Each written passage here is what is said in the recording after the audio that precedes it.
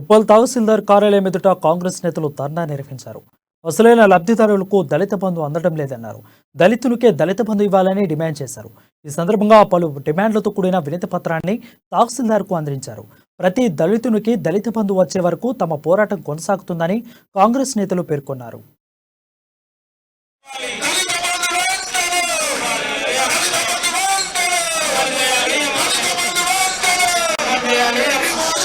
ఉప్పల్ కాన్స్టిట్యున్సీలో దళిత బంధు స్కీమ్ ఏదైతే ఉందో ఈ ప్రభుత్వం దళిత బంధు అని చెప్పి దళితులందరికీ కూడా మోసం చేస్తుంది. కాబట్టి ఈరోజు పిసిసి అధ్యక్షుడు రేవంత్ రెడ్డి గారి ఆదేశాల మేరకు మేము కాన్స్టిట్యున్సీలో ఉప్పల్ కాన్స్టిట్యున్సీలో కాంగ్రెస్ నాయకులందరం కూడా దళిత బంధు విషయంలో నిరసన తెలియజేస్తున్నాం.